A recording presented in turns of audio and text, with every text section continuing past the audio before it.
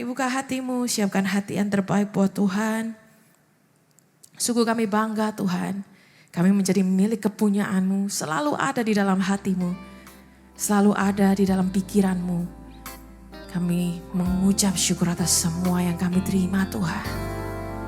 Kami buka hati kami Bapa. Nyatakan dirimu, lebih lagi berbicara buat setiap kami pada malam hari ini. Haleluya. I worship you Lord.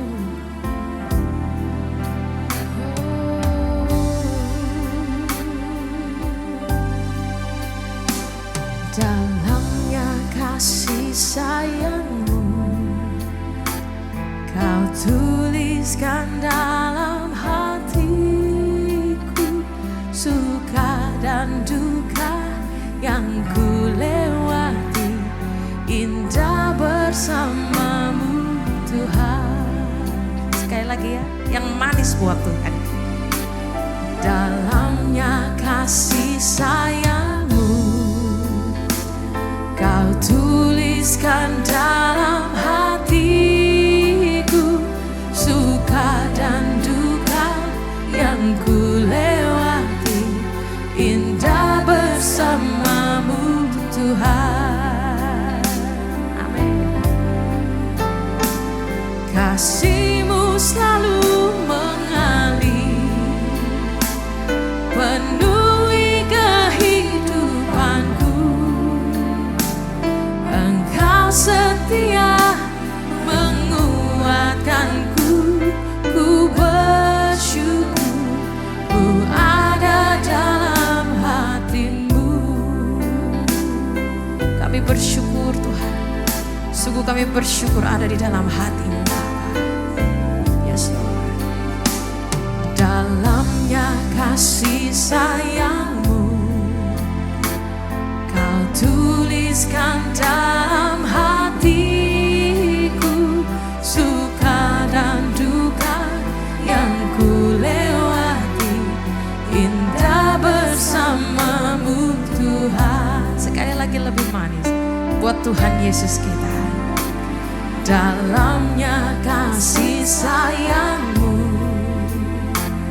Kau tuliskan dalam hatiku, suka dan duka yang ku lewati, indah bersama-Mu Tuhan. Amin. Kasih-Mu selalu mengalir, penuhi kehidupanku. Engkau setia menguatkanku, ku bersyukur, ku ada dalam hati-Mu. Kasih-Mu mengalir Tuhan,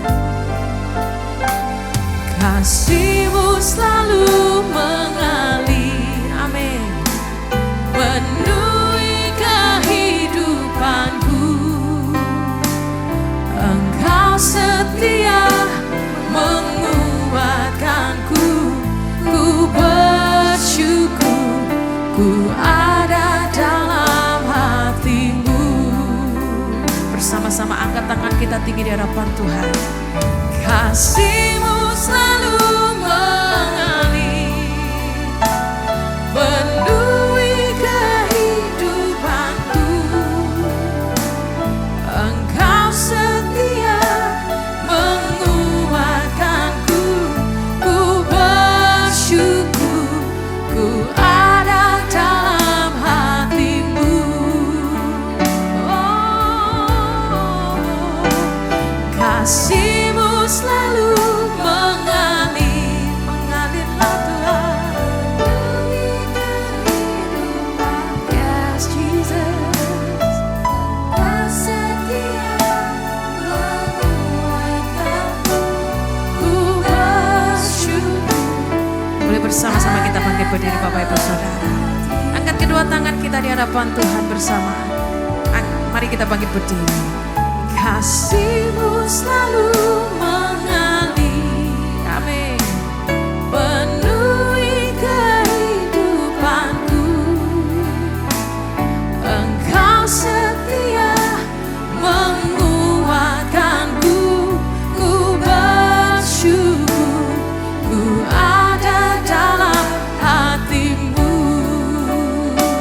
sekali lagi dengan lebih sungguh-sungguh katakan kasih-Mu, kasih-Mu selalu mengalir, penuhi kehidupanku. Engkau setia menguatkanku, ku bersyukur, ku ada dalam hati-Mu. Katakan ku bersyukur, ku bersyukur, ku ada dalam hati-Mu.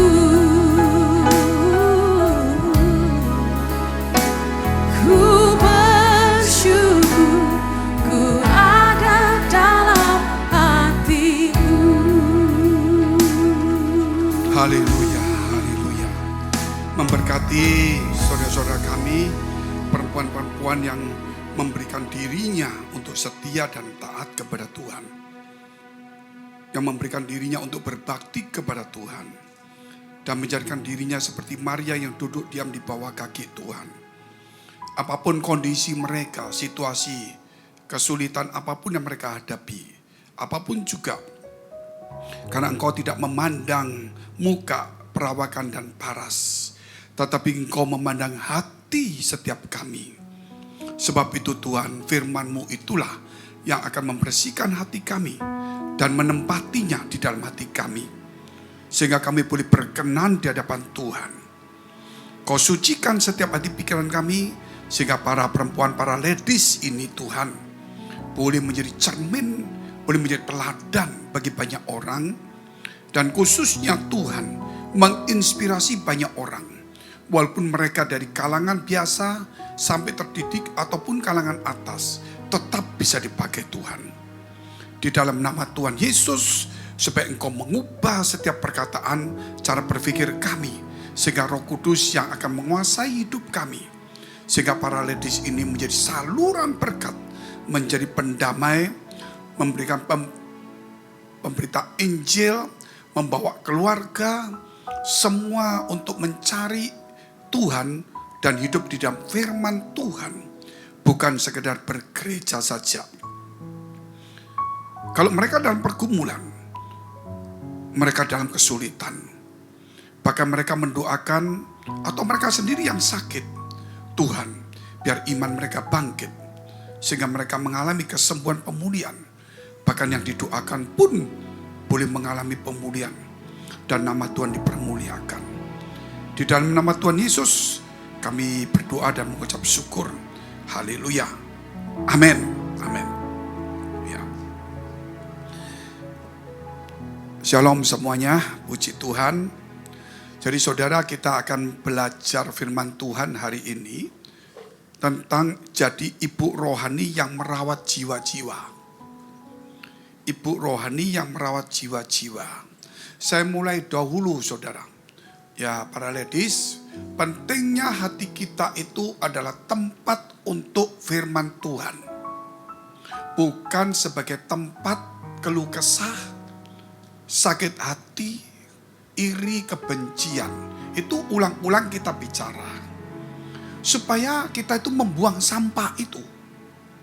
Supaya yang ada adalah ucapan syukur, memaafkan, berdamai, mengasihi, mengampuni, melayani, bermurah hati, penuh belas kasihan, dan sebagainya. Itu memang pelajaran. Seperti kita ada 21 karakter Kristus. Nanti Januari tahun 2024 kita akan tambah kurang lebih 7 karakter Yesus lagi. Yang Yesus mau adalah salah satunya ketulusan, kesalehan, mungkin seperti itu. Kenapa harus tulus? Saudara, kalau kita tidak tulus tidak bisa.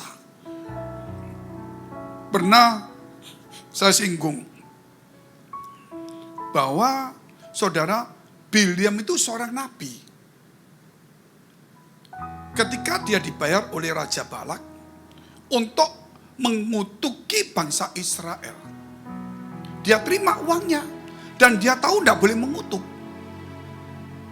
Tetapi dia tetap pergi sambil berkata, apa yang Tuhan katakan, saya katakan loh. Ya pasti Tuhan tidak mungkin suruh ngutukin, saudara. Jadi dia sudah pakai strategi. Dia tahu Tuhan tidak mungkin mau kita mengutuki, tapi uang diterima dulu. Dia berangkat, betul Tuhan ngomong, jangan kutuki, berkati. Dia berkati. Raja ini ngamuk, Raja Moab ini. Kasih duit lagi. Dia suruh ngutuki, dia ngomong sama. Dia memberkati, sampai ketiga. Sampai akhirnya, saudara, itu Tuhan kirim malaikat mengurus pedangnya. Sampai keledainya yang dinaiki itu tidak berani jalan. Masih dipukul-pukul sama dia. Sampai keledai itu bisa bersuara manusia. Mengapa kamu mukul aku? Gitu loh. Padahal keledai itu maksudnya mau menyelamatkan dia. Kalau jalan terus, dia pakai dibunuh sama malaikat itu. Sehingga keledai itu lihat. Sehingga tidak mau jalan. Dia pukul terus.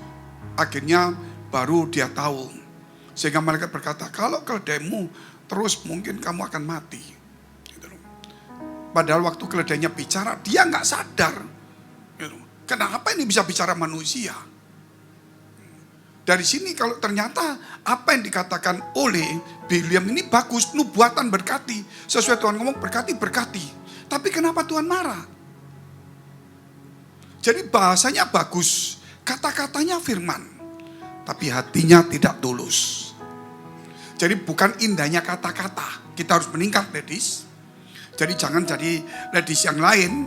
Yang kita ngomong positif. Kita ngomong iman, kata-kata iman. Oke, itu pemulaan supaya kita nggak mengeluh gitu loh. Saudara, supaya kita ngomong menghibur. Tetapi kalau hati kita nggak tulus percuma. Jadi itu hanya cuma fisik. Nah, kita perlu hati itu ketulusan. Contoh juga Ruth. Tulus dia. Ketika Naomi punya anak, suaminya mati, anaknya 2 lagi mati. Mahlon dan Kilion. Dua-duanya sudah menikah. Yang satu dengan Orpa, satu dengan Ruth. Orang Moab. Terus Naomi itu mau kembali ke Bethlehem. Kenapa dia pergi ke Moab? Karena Bethlehem mengalami kelaparan. Sehingga dia pergi ke Moab. Di Moab ternyata anaknya kawin. Setelah kawin, suami dan 2 anaknya mati. Tinggal 2 menantunya.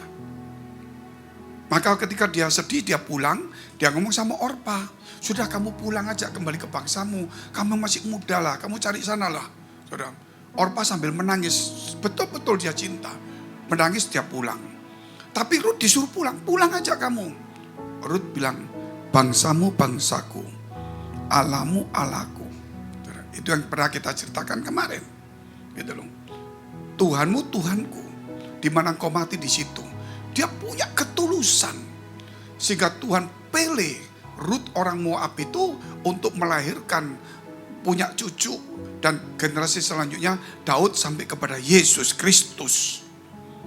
Dari sini kita foto saudara, yaitu hati itu sebagai tempat firman Allah. Jangan lagi ada sakit hati, ini penting sekali, ulang-ulang. Supaya hidup kita itu jangan ada sakit, ada penyakit, ada masalah. Gitu. Kita nggak ada masalah pun masalah begitu banyak. Tapi kalau hati kita diisi firman, ada kekuatan iman. Kekhawatiran itu hilang. Ketakutan itu hilang. Malah kekuatan dari Tuhan itu membuat sesuatu, saudara, yaitu kuasa Tuhan bekerja. Jadi jangan lagi hati kita itu menjadi tempat-tempat yang salah.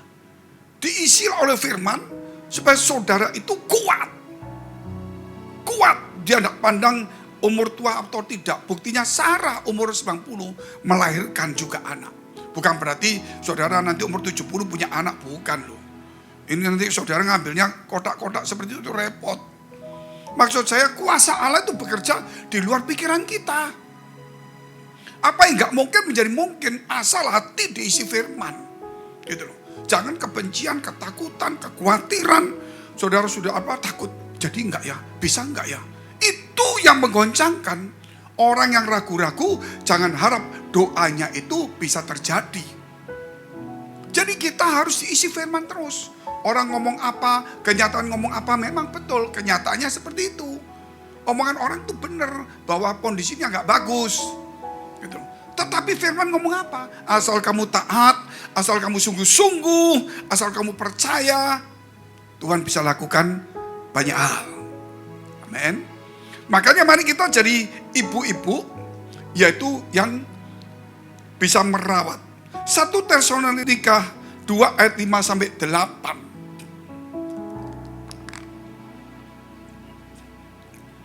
Karena kami tidak pernah bermulut manis. Ingat. Jadi kita pendeta itu, pelayan Tuhan, mulut manis itu lebih baik mulut yang benar, ramah. Kalau mulut manis itu kan banyak penipu juga mulut manis. Tapi juga nggak ada salah kalau kita ramah, baik gitu ya. Hal itu kamu ketahui. Dan tidak pernah mempunyai maksud loba yang tersembunyi. Maksudnya loba itu saudara, ya ingin sesuatu. Rakus lah. Jadi manis-manis ya tujuannya ada maksud tersembunyi. Dia katakan tidak ada. Mulut manis nggak ada maksud yang dibalik itu. Jadi dia ngomong firman Allah supaya kita ini berubah semuanya. Supaya melalui firman Allah yang memang salah harus berubah, yang sudah berubah jadi lebih kencang lagi. Allah adalah saksi, dia berani ngomong Allah adalah saksi. Berarti ini kebenaran ini. Jadi dia kalau ngomong terus terang maksudnya lurus sesuai firman Allah. Kita lihat. Juga tidak pernah kami mencari pujian dari manusia. Baik dari kamu maupun dari orang-orang lain. Sekalipun kami dapat berbuat demikian, sebagai Rasul-Rasul Kristus, di mana-mana dia dijamu, di mana-mana dia dihormati, dia bisa perintah sana, perintah sini, minta sana, minta sini, tidak mau repot, bisa. Tetapi dia tidak mau mencari pujian manusia. Artinya nanti kita akan melihat apa yang harus kita lakukan. Terus, tetapi kami berlaku ramah, bukan mulut manis, ramah, di antara kamu, sama seperti, nah ini saudara, ini laki-laki loh, Paulus loh, sama seperti seorang ibu mengasuh dan merawati anaknya. Jadi Rasul Paulus itu menampakkan dirinya seperti tadi, tidak mencari pujian manusia, tidak ngomong manis-manis, nggak mau punya maksud-maksud yang untuk mementingkan dirinya sendiri. Allah adalah saksi. Dan dia berkatakan seperti ibu-ibu yang merawat anaknya. Ini seorang laki-laki Rasul, dia harus menjadi seperti tugasnya ibu merawat anak-anak. Bagaimana dengan sekarang ibu-ibu rohani? Bagaimana dengan seorang bapak-bapak rohani? Bagaimana dengan seorang Kristen? Bagaimana dengan seorang ibu, benar-benar seorang ibu rumah tangga? Bagaimana dengan seorang perempuan yang memang perempuan, genetiknya perempuan? Bagaimana dengan seorang laki-laki yang melayani? Kita bukan bergaya perempuan. Tetapi kita harus punya jiwa seperti merawat, saudara. Seorang ibu merawat anaknya itu loh. Bukan berarti kita mesti pakai kepang-kepang. Besok saya pakai kepang, saudara. Pakai daster, ya bukan seperti itulah. Tapi yang tujuannya adalah, saudara, bagaimana merawat yang baik. Dan ini tugas kita semua, merawat orang. Jadi kalau merawat seperti kepada anak itu gak bisa macam-macam. Gitu. Ya betul-betul kadang narik, kadang ngalus, kadang ngomong, kadang nyuapin, kadang mandiin, kadang ngomongin. Waduh gak habis-habis. Itulah tugas kita.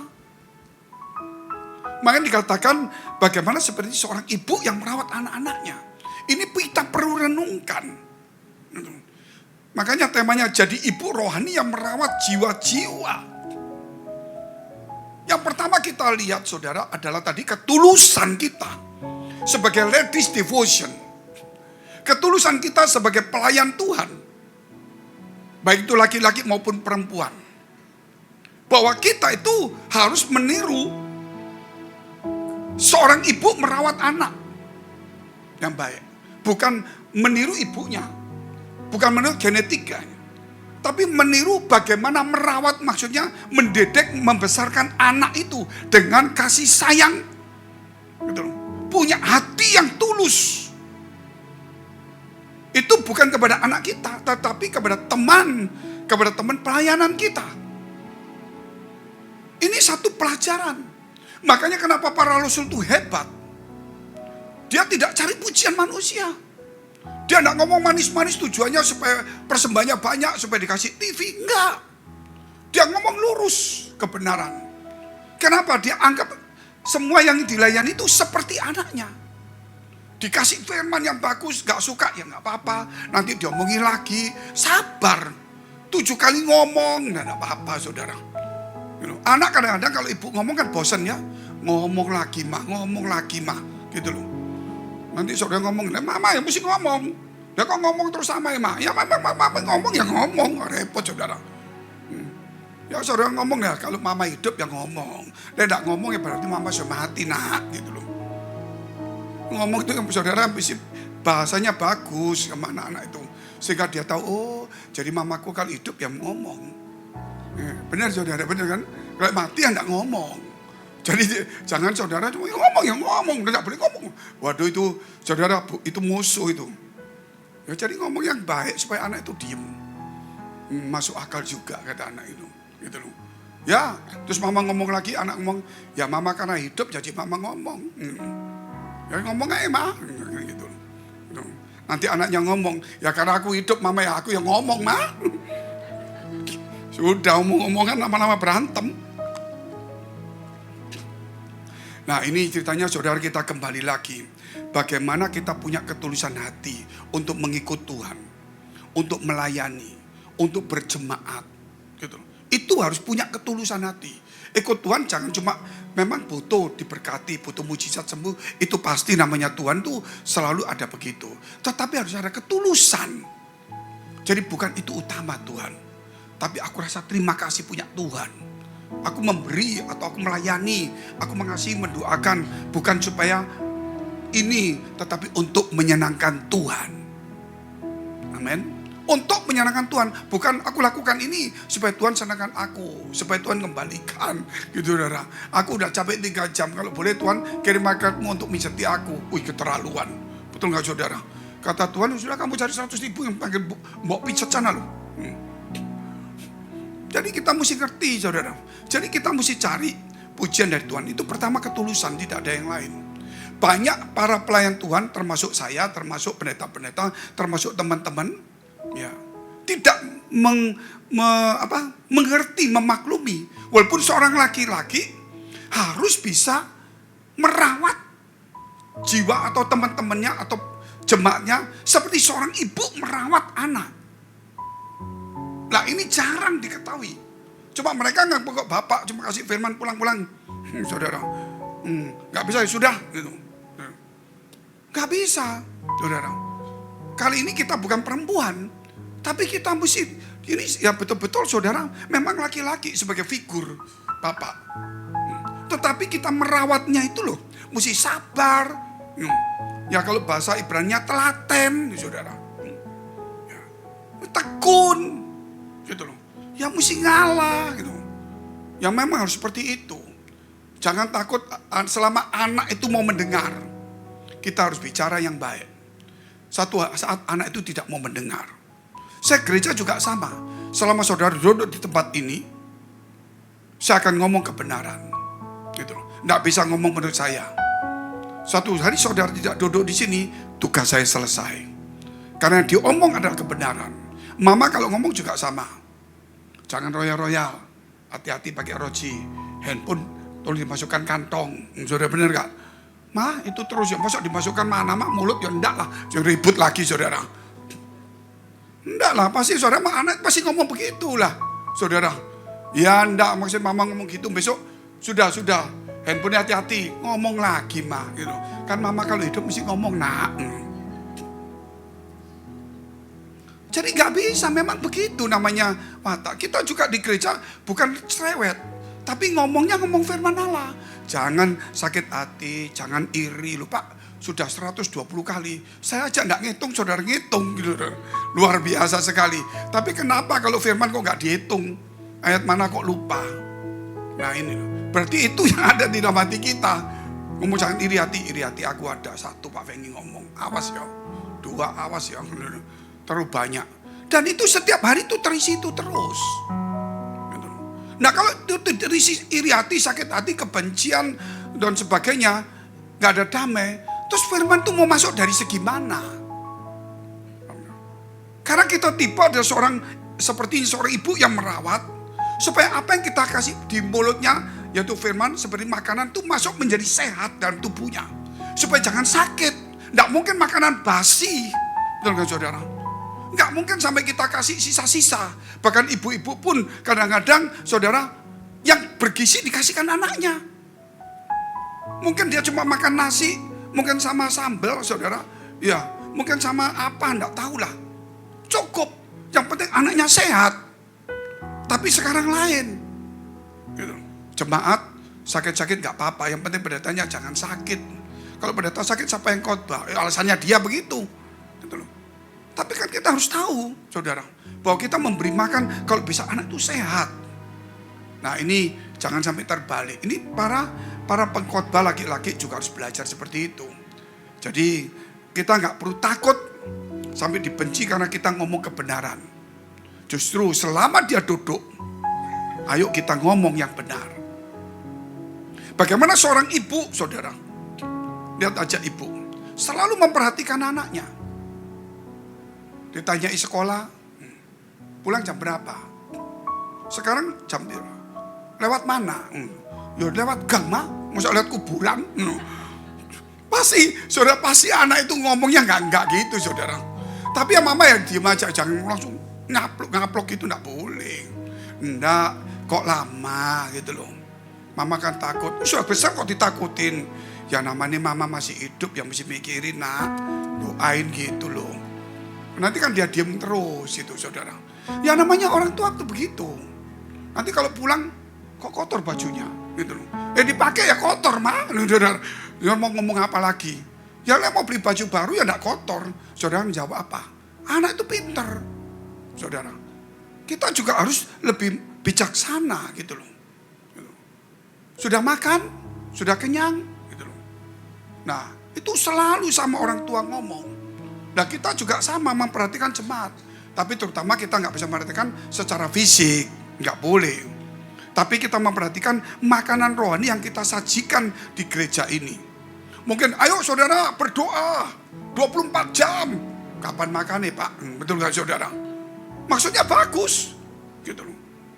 Tapi kita nggak diajarin untuk jadi orang benar. Tapi kita doa terus kenceng-kencengan sampai serak, kita pikir sudah hebat. Padahal teorinya, doa orang benar bila dengan yakin didoakan besar kuasanya. Jadi kita mendidiknya bukan doa, tetapi jadi orang benar dulu. Kalau orang benar pasti berdoa. Lah bagaimana jadi orang benar? Yaitu hatinya harus bersih, tulus, tidak boleh gampang sakit hati sama anaknya teman. Saya anggap aja semua itu seperti anak-anak. Jadi nggak gampang sakit hati, ya sudahlah. Ngomong apa saja itu anak didik saya dulu, atau teman saya, atau saya walaupun lebih muda, tapi saya ingin memberi teladan. Saudara. Jadi bukan anak karena usia, tapi karena kita dewasa rohani ingin memberi teladan kepada banyak orang. Kalau kita nggak lakukan gitu nggak bisa. Oleh karena itu ketulusan sangat penting sekali. Tuhan itu ingin saudara orang-orang yang tulus. Mau saya carikan kata-kata cuma kalau boleh dikeluarin boleh nggak apa-apa ya. Ada banyak tulus tapi saya ambil 4 ayat saja untuk supaya saudara tahu. Mazmur 25 ayat 21. Mazmur 25 ayat 21.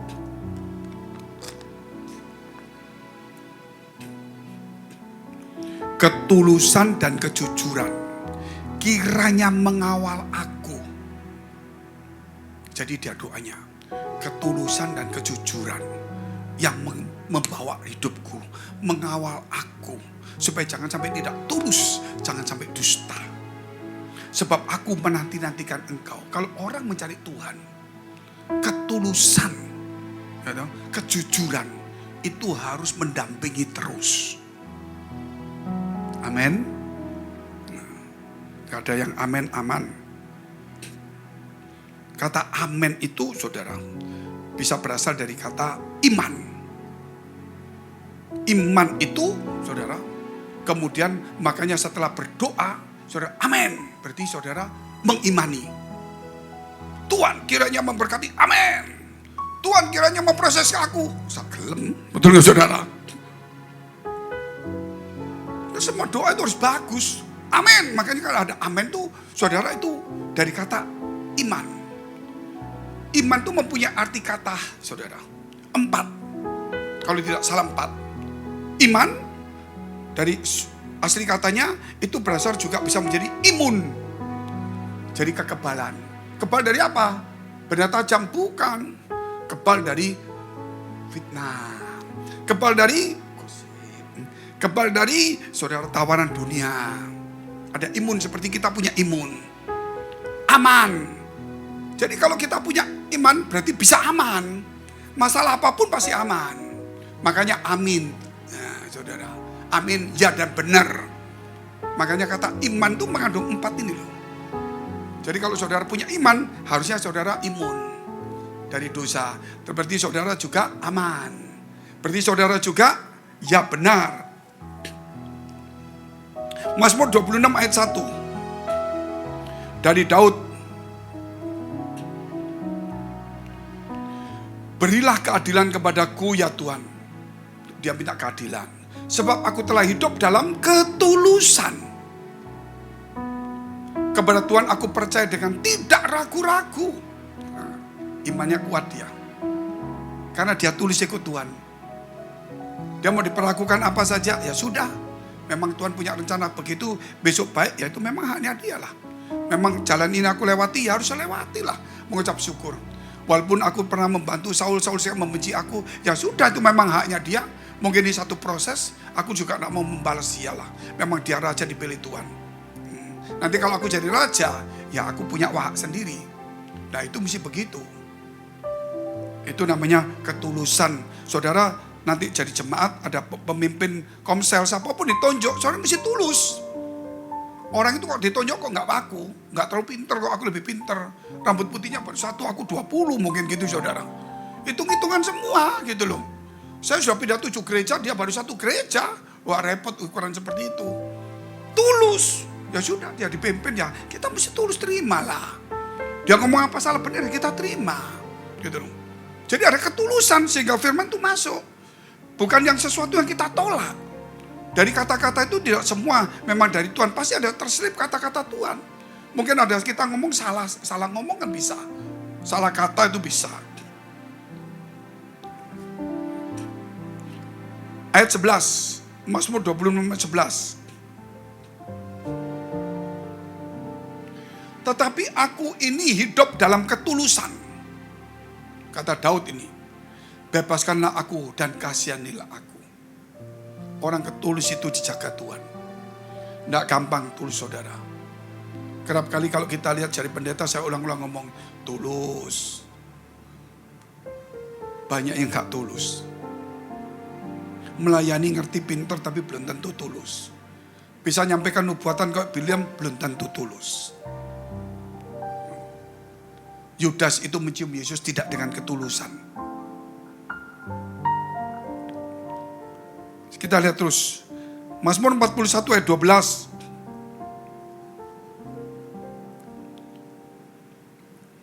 Tetapi aku, engkau menopang aku karena ketulusanku. Jadi saudara kalau tulus ditopang Tuhan. Jadi aku Tuhan itu betul-betul tulus, rela. Gitu loh. Engkau membuat aku tegak di hadapanmu untuk selama-lamanya. Bisa tegak di hadapan Tuhan. Karena ada ketulusan ikut Tuhan. Ikut Kristen, jangan aku sudah ikut 3 tahun. Kok gini aja hidupku. Nggak tulus. Saudara. Nggak tulus, aku sudah melayani. Kok hasilnya gini. Nggak tulus. Aku melayani. Kok orang-orang pada ini. Ada yang nyerang aku, fitnah aku. Nggak bisa, itu bagian. Saudara untuk dilihat apakah saudara ikut Tuhan itu tulus. Melayani tulus pasti ada sesuatu yang membuat saudara sepertinya kenapa seperti ini. Supaya untuk membongkar hatimu. Ketika engkau melayani, apa yang kamu cari dalam pelayanan? Oh, aku gak suka sama dia karena dia tidak hormati aku. Aku akan singkirkan dia. Nah, sudah gak tulus semuanya itu. Gitu loh.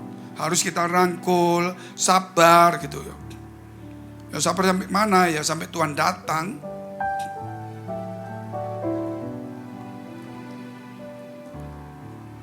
Sudah 4 ya. Ya kelima. Terakhir. Bagus ini ayat ini memang saya kumpulkan untuk supaya kita sadar ketulusan itu apa. Mazmur 78 ayat 72. Saya punya banyak sih saudara. Tuhan menggembalakan mereka. Ia menggembalakan mereka dengan ketulusan hatinya. Dan menuntun mereka dengan kecakapan tangannya.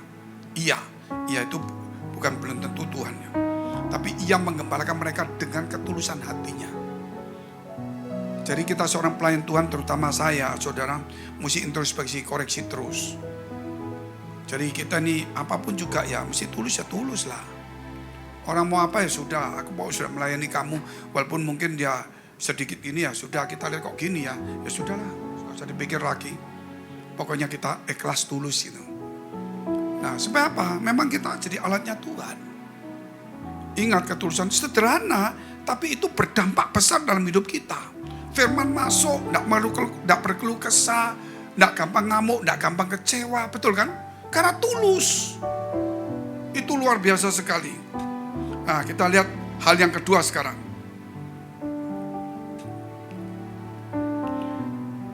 Tidak mengejar pujian atau belajar mengejar pujian dari Tuhan, bukan dari manusia. Artinya di sini belajar menyenangkan Tuhan, bukan menyenangkan manusia. Loh, kalau menyenangkan Tuhan mesti menyenangkan manusia. Kalau mengasihi Tuhan, mengasihi sesama. Kalau menyenangkan Tuhan belum tentu menyenangkan manusia. Loh, kok bisa begitu, Pak? Iya, kalau saudara khotbahnya manis-manis, saudara jangan takut ya. Ya salah-salah dikit gak apa-apa, nanti saya doakan. Namanya manusia bisa salah, mungkin gitu saudara. Nah ini kan manis, orang dituntun baik. Tapi mungkin khotbahnya, jangan berbuat dosa. Siapa yang berbuat dosa hari ini berhenti bertobat. Gak gampang tuh. Daripada saudara, ya dosa-dosa gak apa-apa. Pelan-pelan lah disingkirkan. Nanti saya bantu. Bantu apa Pak? Bantu dosanya. Jadi kita ini kadang-kadang saudara mesti tahu. Walaupun kita merawat tapi kita harus punya straight sedikit. Maksudnya lurus sedikit lah. Jangan belok-belok di tengah jalan. Enggak, orang sakit hati yang penting kita ramah. Enggak kasar, betul kan? Saudara, tapi bukan mulut manis. Ramah sama manis itu beda. Kalau manis itu di toko-toko itu loh. Saudara, toko-toko biasanya kalau ramah. Pak, selamat siang Pak. Mau belanja. Itu ramah saudara. Itu loh. Nah kalau manis gimana? Kok sendirian kok ganteng kok belanja kok. Apa saudara? Dijewer sama orang loh. Jangan main-main. Itu mulut manis. Sama ramah itu beda sekali. Makanya hati-hati. Jadi orang mulut manis itu pasti ada sesuatu. Kalau ramah itu beda. Dia punya resmi, arahnya jelas. Gitu loh. Makanya kadang-kadang mesti hati-hati ya saudara ya. Dulu saya kalau ketemu orang perempuan teman sendiri karena di jemaat, waduh sudah cantik-cantik ini, ya, siap-siap ke gereja, mulut manis ini, hati-hati saudara. Gitu. Tapi kalau ngomong model gini ke gereja, kasar sekali saudara. Gitu. Jadi bilang ayo ke gereja, sudah rapi, ya, sudah bagus, sudah waktunya cari Tuhan gitu. Apalagi ditambah cantik, itu oke lah. Wih cantik-cantik ini, wah hati-hati, uang hilang. Ya, jadi kita harus belajar mengejar pujian dari Tuhan, menyenangkan Tuhan terutama. Di dalam khotbah, di dalam melayani, tapi bukan berarti suka-suka aku tidak loh. Tuhan ngomong gini, yang ini enggak, kita punya cara, jembatan. Tuhan kan di sini, jemaat di sini. Tuhan menyenangkan Tuhan dan kita jadi jembatannya. Jadi jembatan nggak mungkin saudara kita bawa langsung Tuhan keteplak gitu saudara. Tapi kita jadi jembatannya. Artinya membawa firman itu, yang teguran keras itu, supaya kita membawa di waktu yang tepat. Dengan bahasa yang tepat. Gitu loh. Dengan mimik yang tepat. Gitu loh. Dengan contoh-contoh yang tepat. Itu jadi jembatan. Gak mungkin saudara langsung-langsung, karena kita kan ayat itu langsung. Tetapi kita harus jembatani, ayat itu kita uraikan dengan baik. Supaya orang tahu maksud tujuannya Tuhan adalah menegur kita bukan untuk membunuh. Menegur kita karena Tuhan ingin memberkati kita. Menegur kita karena Tuhan ingin memakai kita. Menegur kita, memperbaiki kita. Supaya Tuhan itu mau hidup bersama dengan kita. Nah itu pentingnya sekali saudara. Makanya kenapa kita harus merawat seperti ibu-ibu merawat anaknya. Tidak mudah hal seperti ini.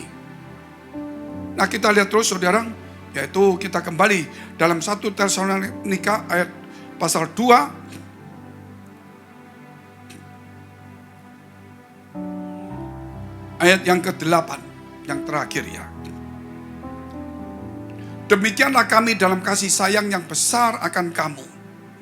Bukan saja rela membagi Injil Allah dengan kamu, tetapi juga hidup kami sendiri dengan kamu, karena kamu telah kami kasih. Artinya memberi diri ini, saudara, itu bukan menghambakan diri, tapi melayani. Tapi itu, saudara, bukan membagi Injil dengan kamu saja, tapi membagi hidup artinya memberi teladan. Pengajaran itu bagus, tapi kalau nggak ada teladan sulit. Memang kita tidak bisa memberi teladan 100%. Tapi dalam beberapa hal yang penting kita harus menjadi teladan. Contoh-contoh yang paling harus dihindari oleh orang, termasuk saya, adalah emosi. Emosi itu paling bahaya. Semua pendeta pun manusia. Kalau udah sakit, hormonnya tidak karuan, sakit gigi, udah pusing, ditagih utang. Nggak utang pinjol, dia ngomong pinjol, betul nggak saudara? Tetangga gini, udah gampang naik tinggi, darah tinggi. Apalagi kalau punya penyakit tertentu yang membuat emosi berubah. Nah itu soal kita tahu, ini gampang emosi kenapa? Kita mesti lihat latar belakangnya dulu.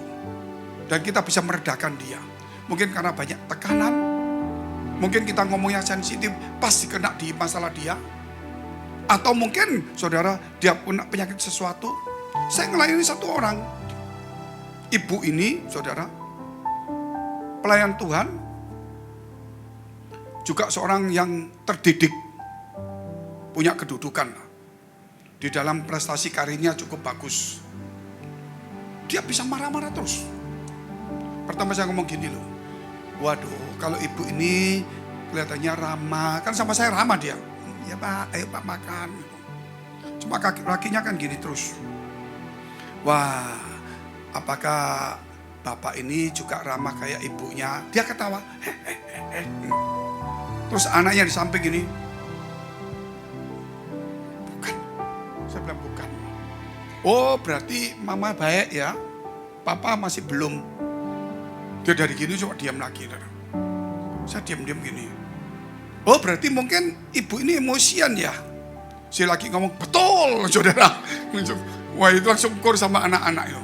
Wih saya kaget gak enak. Ini suasana makan gak enak. Ya ibu berarti ini kurnya emosi mungkin ya. Ibu lagi stres ya. Ibu hati-hatilah anak-anak ini supaya jangan ikut situasi rumah gak bagus. Gitu. Coba ibu-ibu ya berdoa. Ya namanya ibu pasti banyak masalah lah. Rumah kotor, betul gak saudara? Ini pasti ngamuk lah. Pembantu gini, masak salah gitu loh. Piring sana, itu kan bisa marah. Ya ibu sabar, sudah. Satu hari saya dengar saudara. Dari jemaatnya. Dia bisa bentak-bentak semua orang. Saya datang ke rumahnya. Saya langsung lihat matanya. Dia sama saya, Pak. Ibu sakit ya? Kok tahu Pak? Saya lihat memang gak baik. Ada 3 macam sakit yang membuat ibu bisa emosi. Saya coba satu sakit ini. Apa benar ibu sakit ini? Betul Pak. Berarti kamu sakit. Emosi tinggi. Saya ngomong sama suaminya. Sulit. Memang mesti ngamuk terus ya. Jadi mesti ditaruh di kandang singa supaya tidak gampang ngamuk. Artinya maksudnya saudara yang mesti diredem yang bagus gitu loh. Bukan taruh kandang singa sungguh-sungguh. Dibikin suasana yang bagus, yang baik gitu loh. Betul jangan ditaruh seperti itu. Nah itu bisa seperti itu. Saya doa untuk ibu. Jangan sampai penyakit itu mengubah karakter kita walaupun dia mempengaruhi. Lawan dengan firman Allah walaupun kita kerap kali kalah. Tapi minimal direm. Mau ngamuk kurangi. 10 kali ngamuk 3 kali. Tensinya 100 jadi 60 gitu loh. Orang yang gak perlu cari mungkin anjingnya dimarahin ya gak perlu kan apa-apa gitu loh. Atau tanaman. Jadi dikurangi. Saudara suatu hari jadi baik juga. Jadi baik. Nah ini contoh-contoh emosi. Emosi itu bahaya loh. Pendeta juga bisa emosi. Nah kalau jemaatnya sudah dikasih firman Tuhan. Saudara sudah dikasih firman Tuhan. Kadang-kadang ya masa ibadah terus mama saudara. Mungkin dia ngomong-ngomong sama orang lain. Padahal mungkin penting, kita kan nggak tahu. Jadi dia terganggu. Nah pendeta mesti diem, tenang. Ada pendeta yang ngamuk. Kalau udah ngomong-ngomong, ibu, bapak ngomong-ngomong keluar. Waduh gawat juga nih, betul nggak saudara? Kalau di surga pesisir keluar, berarti neraka. Ada kadang-kadang gitu nggak bisa, kadang-kadang ya Tuhan konsepnya bisa lupa semua. Kok Bapak itu ngomong terus ya? Sudah nggak lihat dia deh, lihat yang lain deh, gitu loh.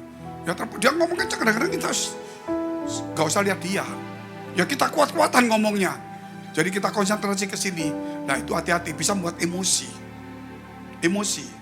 Nah, kadang-kadang tanpa sadar kita bisa emosi. Orang suci pun bisa emosi. Tuhan pun bisa emosi, tetapi emosi yang rohani. Ketika rumah Allah dijadikan dagangan, dia marah. Gitu. Tapi marahnya memang banting, tapi kan bukan untuk mencelakai orang, tidak. Untuk membuang sesuatu yang salah. Contohnya di sini umpama, saudara di sini bawa fotonya orang mati, umpama gitu, saudara. Taruh di depan pintu 3, ini apa ini di sini, gitu loh. Terus dikasih bakpao 1, ya pasti ngamuk pendetanya.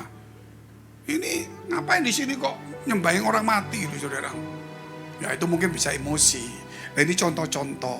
Tapi terutama ibu-ibu, karena kehidupan kita sehari-hari, ibu, pendeta juga sama. Yaitu apa? Bersih-bersih.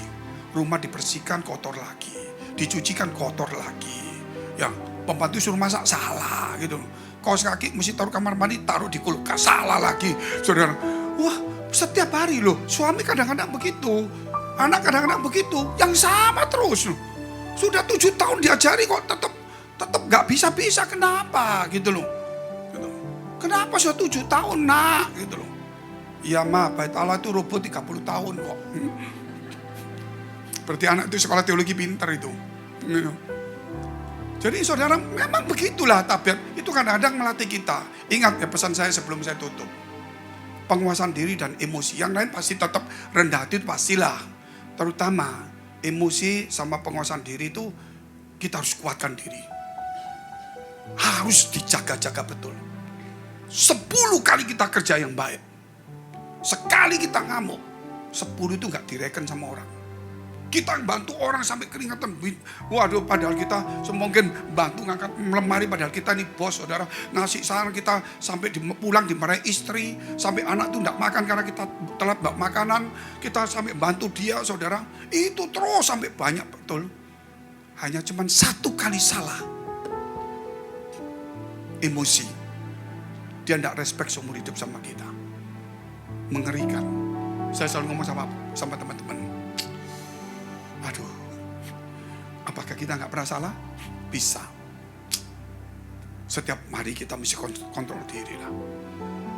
Terutama mulut kita mesti jaga. Hati kita panas, mulut tak boleh gampang ngomong. Ngomongin firman aja deh. Jadi kadang-kadang kita mau marah ya. Mama, kamu itu kurang ajar mama gitu ya. Kamu itu ya memang anak Allah. Harus banyak belajar firman Tuhan. Ngomong gitu aja. Ya sudah sambil jalan. Supaya kita nggak sampai merusak apa yang kita tanam. Apa yang kita rawat. Anak kita besarkan sampai umur 18 tahun. Kita gendong, kita susui, kita capek semua. Gara-gara satu kita marah. Kita usir, keluar gitu mama saudara. Keluar. Dia keluar terus. Kita nyesel kok ngomong gitu. Mau narik gengsi. Anak itu sakit hati. Dia tidak tahu selama 18 tahun mamanya apa. Hanya salah ngomong emosi. Anak itu benci seumur hidup sama mamanya. Bahkan mungkin tidak mau kawin. Karena dia ke perempuan sama.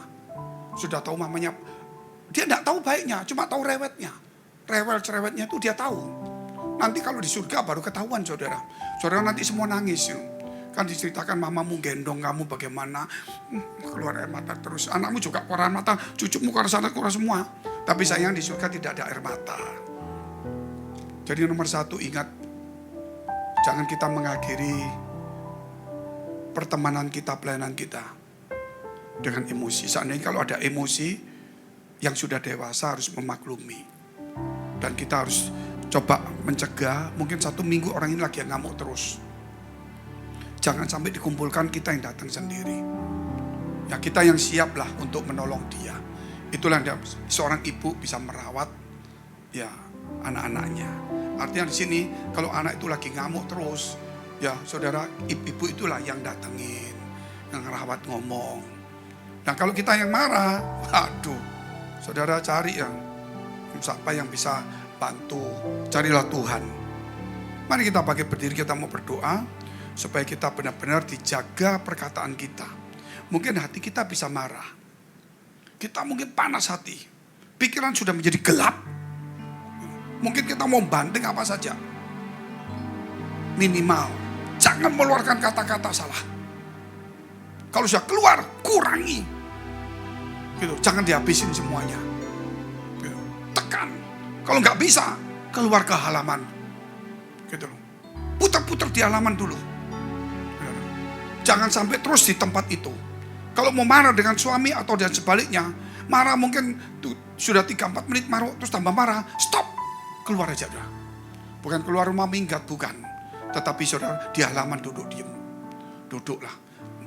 Turunkan tensi baca firman Tuhan. Karena pekerjaan baik kita banyak. Pekerjaan satu saja jahat. Itu bisa merusak semua kebaikan kita.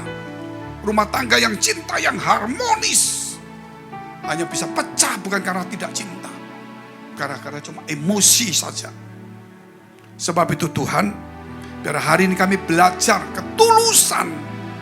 Supaya hati kami ditempati firman Allah. Bukan lagi hal-hal yang tidak baik.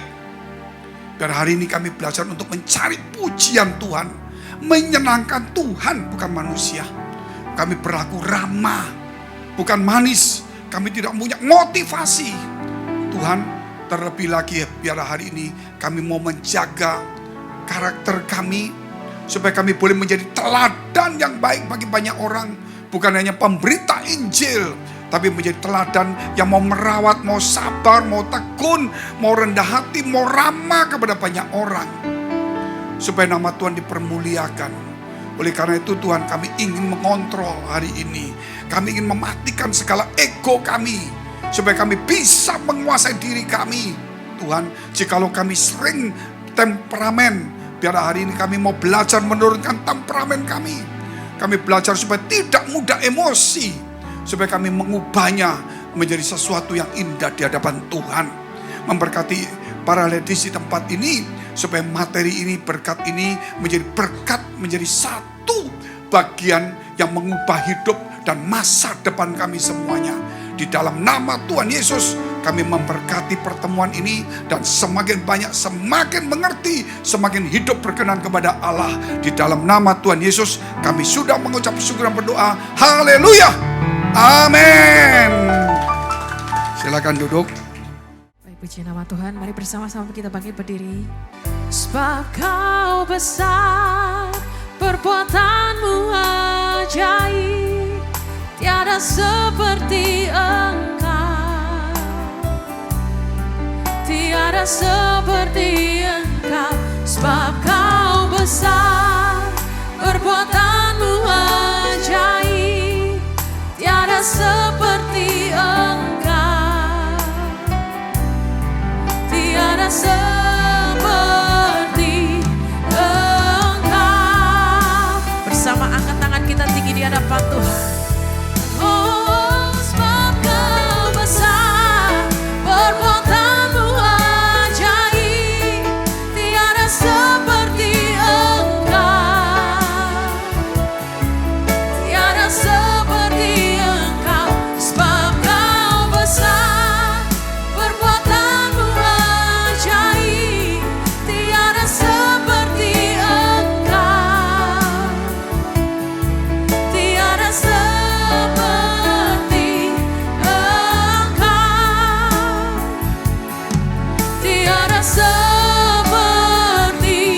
Engkau, tiada seperti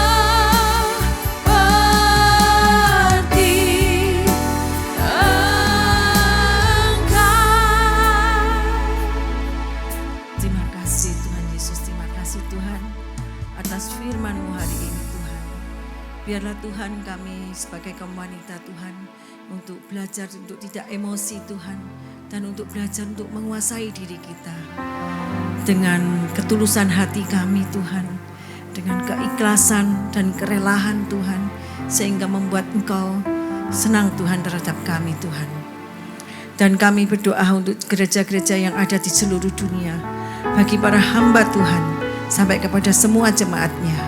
Kiranya Tuhan memberkati mereka semua, supaya mereka menjadi berkat dan berdampak, sehingga gereja di seluruh dunia dipenuhi oleh jemaat Tuhan yang mencari Tuhan dengan tulus dan takut. Buat semua hamba Tuhan dan gereja bersatu, rukun dan tidak terpecah-pecah, supaya dunia percaya Yesus adalah Tuhan bagi kemuliaan Allah Bapa. Demikian juga untuk gereja di mana kami Engkau percayakan untuk mengembalakannya, yaitu gereja Blessing in the Spirit. Mari tegapkan tangan kita di dada. Untuk menerima berkat itu pasti, tapi menjaga hati itu jauh lebih penting. Jagalah hatimu dengan segala kewaspadaan, karena dari sanalah terpancar kehidupan. Jemaat yang dikasihi Tuhan, jadilah berkat dan terimalah berkat kasih karunia dari Allah Bapa di surga, di dalam Putra Tunggalnya Yesus Kristus, dan di dalam persekutuan dengan Roh Kudus yang menyertai kita mulai hari ini sampai selama-lamanya. Mari kita tutup doa Bapa kami bersama-sama. Bapa kami dalam surga, dikuduskanlah namamu, datanglah kerajaan, jadilah kehendak-Mu di bumi seperti di surga. Berikanlah kami pada hari ini makanan kami yang secukupnya, dan ampunilah kami akan kesalahan kami, seperti kami juga mengampuni orang yang bersalah pada kami. Dan janganlah membawa kami ke dalam pencobaan, tetapi lepaskanlah kami daripada yang jahat. Karena Engkau yang punya kerajaan dan kuasa dan kemuliaan sampai selama-lamanya. Mari bersama-sama katakan, Amin. Tuhan Yesus memberkati.